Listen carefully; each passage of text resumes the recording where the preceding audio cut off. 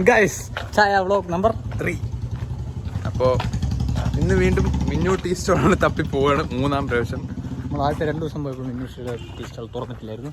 ഇന്നിപ്പോൾ തുറന്നിട്ടുണ്ടെന്ന് പ്രതീക്ഷിക്കാം. പിന്നെ ഇന്ന് നമ്മുടെ ടീം അവിടെ ഫ്രണ്ടിൽ കാത്തു വെക്കുന്നുണ്ട്. ധനേഷ് തിരിച്ചു വന്നിരിക്കുന്നു. അതെ, ധനേഷ് കാരണം 1 മണിക്കൂർ 2 മണിക്കൂർ വൈകി.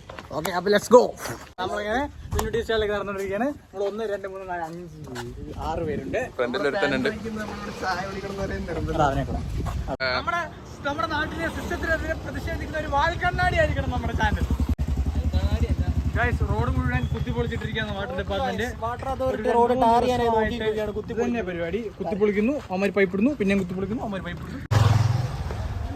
നമ്മളങ്ങനെ മിന്നു ടീ സ്റ്റോളിന്റെ അടുത്തേക്ക് എത്തിയിട്ടുണ്ട്. ഇന്നലെ മിനിഞ്ഞാൻ തുറന്നിട്ടില്ലായിരുന്നു, ഇന്നിപ്പോ തുറന്നിട്ടുണ്ട്. മിന്നു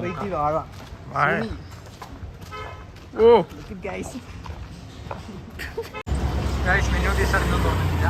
നമ്മൾ വീണ്ടും അടുത്ത ചായ കിടന്നപ്പം നമ്മുടെ ഭാഗം നമുക്ക് വേണ്ടി ചായ പ്രിപ്പയർ ചെയ്യുന്നതാണ്. ചായ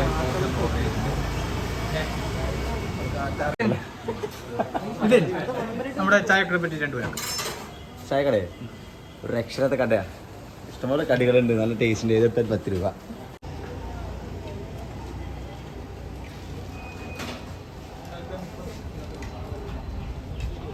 സൂപ്പർ, നല്ല കോഫിയാണ്, അടിപൊളി.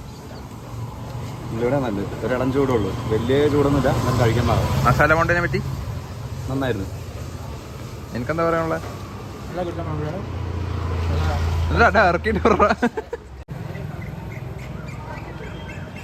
Guys, so signing off. Bye bye.